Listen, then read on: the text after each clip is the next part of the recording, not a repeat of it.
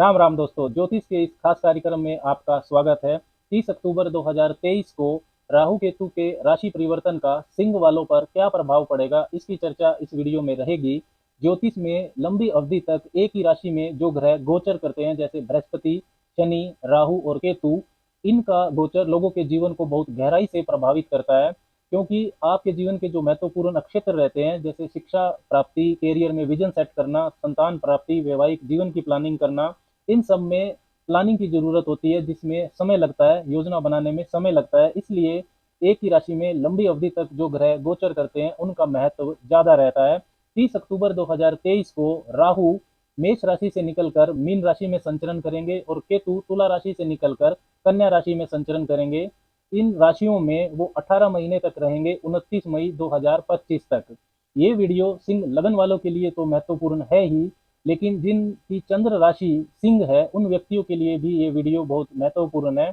Logically जो राहु केतु का गोचर है, ये चंद्रमा से, चंद्र राशि से ज्यादा गहराई से आप अनुभव कर पाएंगे अगर आप इसको चंद्र राशि से देखेंगे।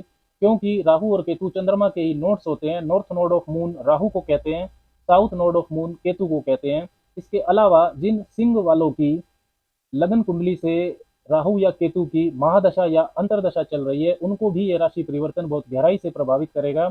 इसके अलावा जिनकी कुंडली में राहु और केतु मजबूत स्थिति में है, वो भी इस परिवर्तन से बहुत प्रभावित होंगे। जिनकी कुंडली में राहु और केतु एवरेज स्थिति में है या कमजोर हैं, उनके लिए ये फल सामान्य रहेगा। 12 अप्रैल 2022 से ही राहु आपके नवम भाव में चल रहे हैं, मेष राशि में, और केतु आपके तीसरे भाव में चल रहे हैं, तुला राशि में। पिछले 15-16 महीने से राहु केतु की स्थिति को समझें तो इन्होंने नकारात्मक प्रभाव आपको ज्यादा दिए हैं। भाग्य का साथ आपको कम प्राप्त हो रहा है, धर्म कर्म में आस्था कम हुई है, यात्राओं से लाभ नहीं हुआ, गलत मार्गदर्शन मिला है, तरक्की के रास्ते रुक से गए हैं, पिता से भी संबंध आपके खराब किए हैं नवम भाव के राहु ने। इसी वर्ष अप्रैल 2022 में बृहस्पति ने भी नवम भाव में गोचर किया, जो कि सिंह वालों के लिए बहुत शुभ गोचर है। लेकिन इसकी शुभता आपको नहीं मिली, क्योंकि राहु के साथ होने से चंडाल दोष का निर्माण हुआ, जिससे नकारात्मक प्रभाव और भी बढ़ गए। बृहस्पति की पांचवी, सातवीं और नौवीं दृष्टियां जो पहले, तीसरे और पंचम भाव पर जा रही हैं, वहां से संबंधित शुभता भी आपको नहीं मिली इस चंडाल दोष के कारण, क्योंकि राहु की भी पांचवी, सातवीं और नौवीं दृष्टियां पहले, तीसरे और पांचवें भाव पर जा रही हैं। इसके अलावा सातवें भाव से वक्री शनि की नीच दृष्टि ने भी इस चंडाल दोष की नकारात्मकता को बढ़ाया हुआ है।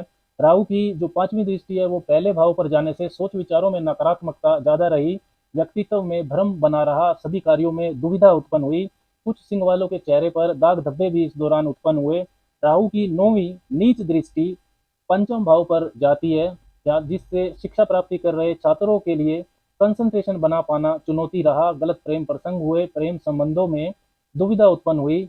जो सिंह वाली महिलाएं संतान प्राप्ति करना चाहती थी, उनको अचानक से समस्याएं हुई, संतान से वैचारिक मतभेद भी बढ़े, निर्णय लेने की शक्ति आपकी प्रभावित रही, स्पेकुलेशन व निवेश कार्यों में आपका धन भी फंसा।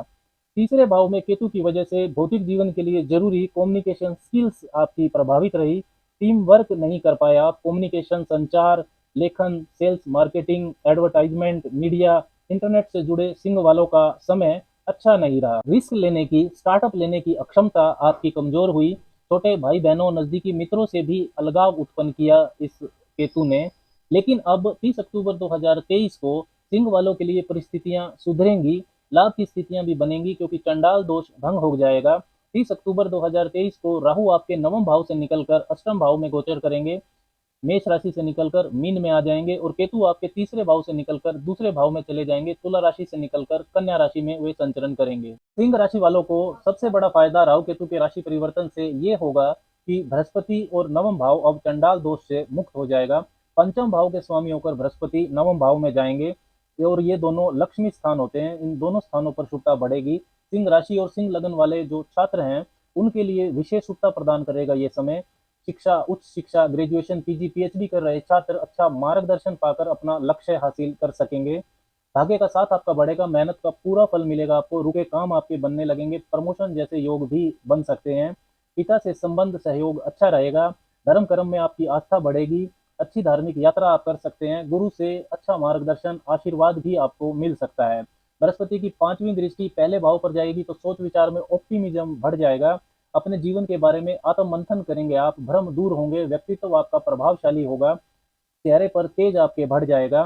बृहस्पति की सातवीं दृष्टि तीसरे भाव पर जाएगी, आपका तीसरा भाव केतु के दुष्प्रभाव से मुक्त हो चुका होगा। भाई बहन मित्र पड़ोसियों से संबंध आपके सुधरेंगे, आपकी संवाद शैली कम्युनिकेशन स्किल्स प्रभावशाली हो जाएगी, लिखने बोलने में संतुलन बढ़ेगा। तीसरे भाव से संबंधित जो व्यवसाय है, writer, sales, marketing, advertisement, publishing, internet, social media, संचार और सपोर्ट से जुड़े जो सिंह वाले हैं उनको इसका विशेष लाभ भी मिलेगा। बृहस्पति की नौवीं दृष्टि स्वग्रही दृष्टि पंचम भाव पर जाएगी तो संतान से मतभेद दूर होंगे, संतान के कैरियर और विवाह से संबंधित कोई शुभ घटना भी घट सकती है। सिंह राशि की जो महिलाएं संतान पाना चाहती है उनके लिए भी शुभता मिलेगी, बुद्धि और विवेक आपका साथ देगा, निर्णय लेने की शक्ति आपकी मजबूत होगी, निवेश और इन्वेस्टमेंट से लाभ होना शुरू हो जाएगा। प्रेम संबंधों में मधुरता बढ़ेगी, टूटे हुए प्रेम संबंध भी बृहस्पति के इस प्रभाव से जुड़ सकते हैं। मंत्र तंत्र से जुड़े सिंह वालों के लिए भी प्रभाव शुभ रहेगा, शिक्षा प्राप्ति की बाधाएं तो दूर होंगी ही। राहु आपके अष्टम भाव में चले जाएंगे मीन राशि में, जहां वो 29 अक्टूबर 2025 तक रहेंगे।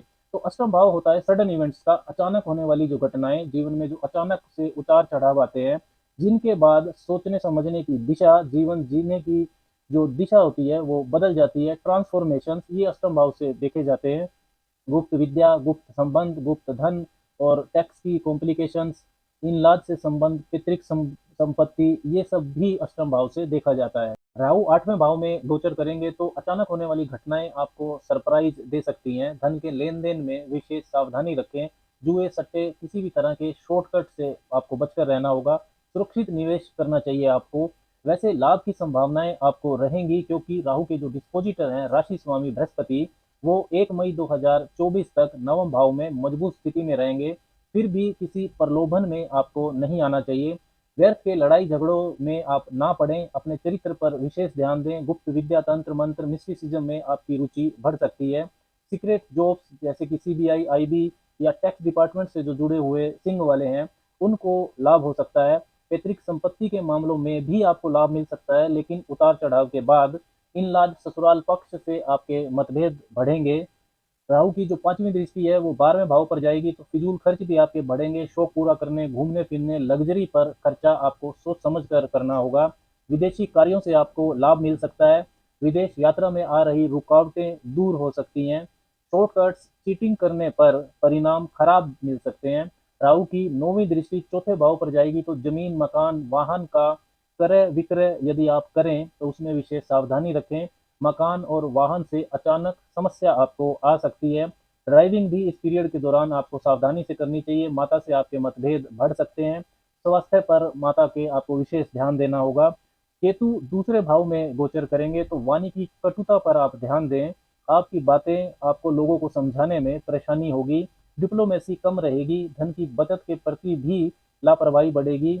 अच्छा रहेगा कि आप अपनी इनकम पर फोकस करें। पारिवारिक मतभेद आपके हो सकते हैं, आपकी वजह से परिवार से अलग रहना आपको पड़ सकता है, फैमिली बिजनेस में नुकसान हो सकता है। केतु की पांचवी दृष्टि छठे भाव पर जाएगी, कर्जे और शत्रु परेशानी को ये कम करेगी। स्वास्थ्य पर लेकिन आपको ध्यान देना होगा, खाने पीने का ध्यान रखें। केतु की नौवीं दृष्टि 10वें भाव पर जाएगी तो सीनियर्स और वरिष्ठ अधिकारियों के साथ संबंध आपके खराब हो सकते हैं, पद प्रतिष्ठा पर आपके चोट लग सकती है।